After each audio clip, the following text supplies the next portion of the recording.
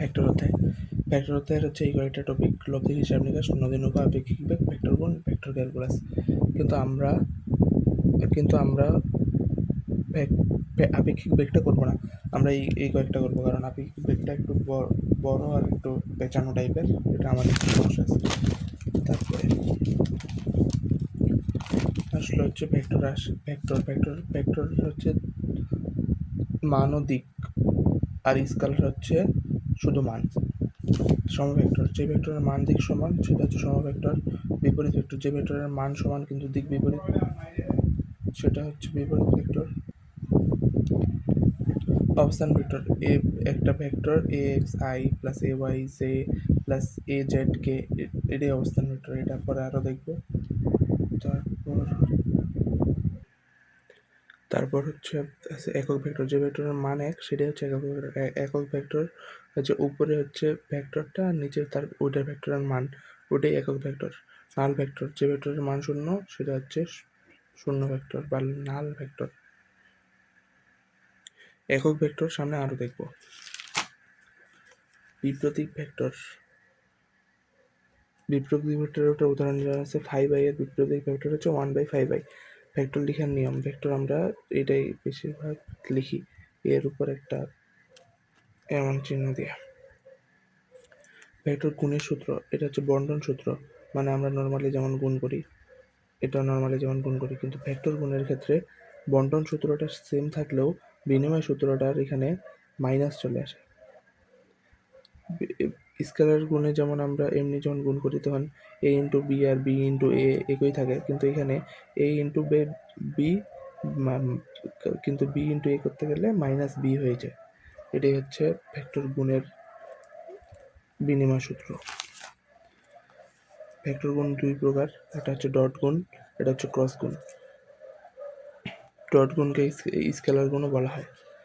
এখন হচ্ছে একটা ভেক্টর দেওয়া আছে এ এক্স বলতে এখানে যে কোনো মান থাকতে পারে, 1 2 3 4। এ ওয়াই এখানে যে কোনো মান থাকতে পারে।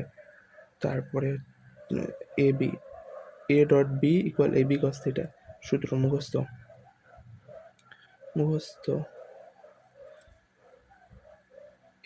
এ dot B equal A B cos theta, A dot B equal A B cos theta.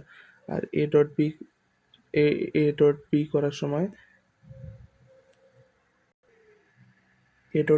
সময় এই যে প্রথমে হচ্ছে এই যে এ ভেক্টরটা লিখলাম, বি ভেক্টরটা লিখলাম, মাঝে ডট দিলাম, আর হচ্ছে তারপরে হবে ওই যে আই জে কে এগুলো উঠে যায়, a x b x plus a y b y plus a z b z. এটাই হচ্ছে ডট গুণের নিয়ম। তারপরে এ বি পরস্পর লম্ব হলে এ ডট বি ইকুয়াল 0 হবে। এ বি পরস্পর লম্ব হলে এ ভেক্টর আর বি ভেক্টর, এ ভেক্টর আর বি ভেক্টর যদি পরস্পর লম্ব হয় তাহলে হচ্ছে এটা সমান শূন্য হবে। কেন শূন্য হবে? লম্ব হলে কোণটা 90 ডিগ্রি হয়, 90 ডিগ্রি cos 90 ডিগ্রি ইকুয়াল 0, এই জন্য শূন্য হয়ে যাবে। এ বি পরস্পর লম্ব হলে A dot B equal 0। Vector রাশির মান নির্ণয়, যে কোনো একটা ভেক্টর রাশি যেমন a x i plus a y j plus a z k, এটার মান যদি নির্ণয় করতে চাই, মান নির্ণয় করলে এমন দুই পাশে দুইটা মডুলাস চিহ্ন দিতে হয়। রুট, এই যে মানটা যেটা এখানে 1 2 3 যে কোনো কিছু থাকতে পারে, তো এটার স্কোয়ার প্লাস ওয়াই, তারপরে এটার স্কোয়ার, তারপরে ওইটার স্কোয়ার, মাঝে প্লাস থাকবে, মাইনাস থাকলে মাইনাস ব্র্যাকেট দিয়ে স্কোয়ার। দুটি ভেক্টরের মধ্যবর্তী কোণ নির্ণয়, ভেক্টরের মধ্যবর্তী কোণ নির্ণয় সূত্র হচ্ছে theta equal cos inverse 1 A dot B, আর নিচে হচ্ছে এ বি এর মান বলতে এই যে এখানে যে মান বের করছি, একটা এ বি এর মানটা বের করে আবার দুইটাই গুণ এ বি এর মান। তো এই সূত্র কীভাবে আসছে? A dot B A B cos theta থেকে আসছে, কস থিটা এই পাশে আসার পর এ এ এ আর এটা এই পাশে চলে আসছে, আর এটা নিচেই আছে, আর theta equal cos inverse 1, cos inverse 1টা পাশে চলে যায়, এটা সূত্র চলে আসছে। সূত্র মুখস্থ, থিটা ইকুয়াল cos ইনভার্স 1, উপরে দুইটা ভেক্টর, নিচে ভেক্টরের মান। তারপর ক্রস গুণ বা ভেক্টর গুণ, এ into B equal A B sine theta ইটা, ইটা হচ্ছে দিক নির্দেশ করে। এ ক্রস বি, এটা তো হচ্ছে নির্ণায়কের নিয়ম। এই যে প্রথমে এ ক্রস বি করার সময় প্রথমে আই জে কে লিখতে হবে, তারপরে এগুলোর মানগুলো বসাইতে হবে। এখানে যেটা 1 2 3 যেগুলো থাকতে পারে ওগুলো বসাইতে হবে। বসানোর পর প্রথমে আই নিতে হবে, আই নেওয়ার পর এটা আর এটা বাদ, এটা আর এটা বাদ, তাহলে থাকে কি ay bz minus ay bz minus az by, ay bz minus az by, এটা প্লাস এটা মাইনাস এটা প্লাস, এমন করে তারপরে মাইনাস জে তারপরে হচ্ছে যে এটা আর এটা বাদ দিলে ax bz minus az bx minus az bx, এভাবে করে প্লাস কে এটাও করতে হবে। তারপরে মান নির্ণয়, এটার মান নির্ণয় করার জন্য এবি সাইন থিটা, ভেক্টর রাশির মান নির্ণয় করার জন্য ওই যে মডুলাস মানে মান নির্ণয় এবি সাইন থিটা, এটা হচ্ছে সূত্র। যদি এ বি পরস্পর সমান্তরাল হয় তাহলে এটার মানটা মানে এ বি ভেক্টরের মানটা হবে 0, পরস্পর সমান্তরাল হলে মানটা হবে 0। তারপরে ক্ষেত্রফল আয়তন, এ বি বাহু হলে ক্ষেত্রফল এ ইন্টু বি, ত্রিভুজের বাহু হলে হাফ এ ইন্টু বি। তারপরে এ বি বাহুদের সামান্তরিকের কর্ণ হলে হাফ এ ইন্টু বি, সামান্তরিক আর হচ্ছে ত্রিভুজ একই। আয়তন হলে যদি আয়তন হয় তাহলে A into B into C, C আরেকটা ভেক্টর আসবে। তিনটি ভেক্টর একই তলে থাকার সত্য, ভেরি ভেরি ইম্পর্টেন্ট,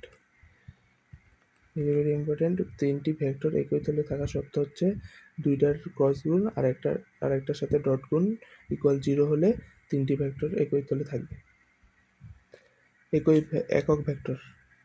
একক ভেক্টর ওইদিকে উপর দেখলাম যে ভেক্টরের মানে তাকে একক ভেক্টর বলে। কারণ একক ভেক্টর নির্ণয় করে কীভাবে, ভেক্টরকে মানে এই ভেক্টরকে তার মান দ্বারা ভাগ করলে একক ভেক্টর পাওয়া যাবে। এ ভেক্টর উপরে এ ভেক্টর নিচে তার মান দ্বারা ভাগ করলে একক ভেক্টর পাওয়া যাবে। তারপরে লম্ব বিক্ষেপ, এই দুইটা লাগবে না।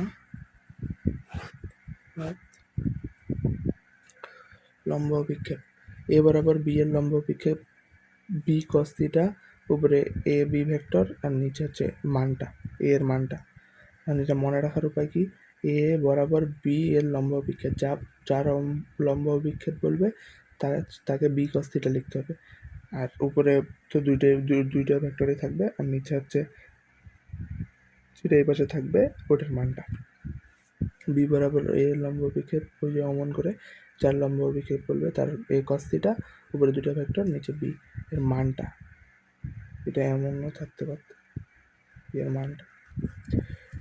তারপরে এখানে দেওয়া আছে সমকোণী হওয়ার সূত্র, দেওয়া আছে। সমকোণী হলে অবশ্যই পিথাগোরাসের সূত্র মেনে চলবে, তাই এ বি সি এর মধ্যে সবচেয়ে বড় মানটা যদি বাকি দুইটা মান যোগ করে আসে তাহলে সমকোণী। এটা আমরা একটু পরে সিকিউয়ে দেখব। তো এটা একটা সিকিউ। এখানে হচ্ছে এ ভেক্টর দেওয়া আছে, বি ভেক্টর দেওয়া আছে, সি ভেক্টর দেওয়া আছে।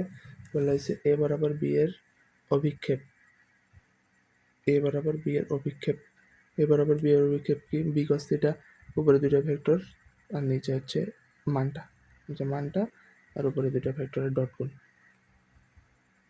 চলে আসছে। এ বরাবর বি এর অভিক্ষেপ। তারপরে বলছি কি এ বি, এটা কিন্তু ডট গুণ, এ আর বি ডট গুণ করলে অমন করে বসাইলে ওটা একই হবে, আশা করি পারবা। তারপরে হচ্ছে এই এ বি সি একই সমতলীয় কিনা,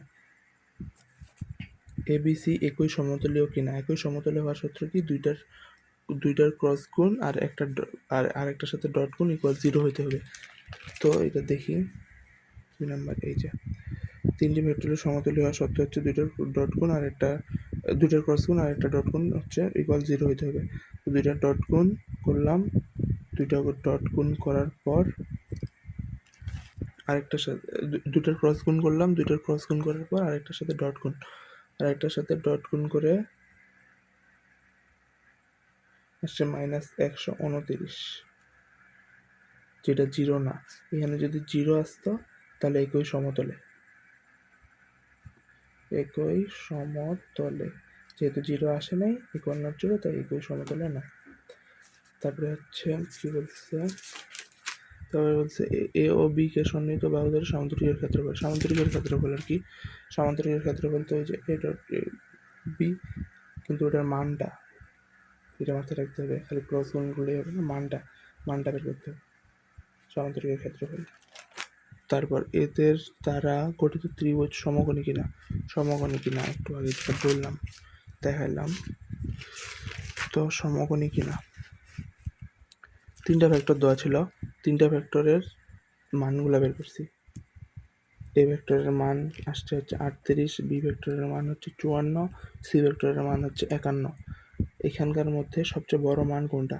সবচেয়ে বড় মান হচ্ছে 54, কিন্তু এ আর বি যোগ করে কি √ 54 হয়? হয় না, তাই সমকোণী নয়। এখানকার কনসেপ্টটা হচ্ছে সমকোণী হলে অবশ্যই পিথাগোরাসের সূত্র মানবে, সবচেয়ে বড় মানটা যদি বাকি দুইটা মান যোগ করে আসে তাহলে সমকোণী। পিথাগোরাসের সূত্র কি ছিল? এই যে পিথাগোরাসের সূত্র ছিল হচ্ছে অতিভুজ স্কয়ার, অতিভুজ এসি অতিভুজ স্কয়ার ইকুয়াল টু লম্ব স্কয়ার যোগ ভূমি স্কয়ার। তো এখানে হচ্ছে লম্ব আর ভূমি যোগ করে যদি অতিভুজ হয় তাহলেই হচ্ছে সমকোণী হবে। তো যেহেতু হচ্ছে এটাকে তাহলে বড় ধর, যেটা বড় ওইটা তাহলে অতিভুজ, এখানে সবচেয়ে বড় হচ্ছে 54, এটাকে যদি অতিভুজ ধরি আর এদের যদি যোগ করি তাহলে √ 54 হচ্ছে না, √51 হচ্ছে না, তাই এটা সমকোণী না। এই যে a square plus C square 89 আসতেছে, কিন্তু এটা 54, তাই সমকোণী নয়।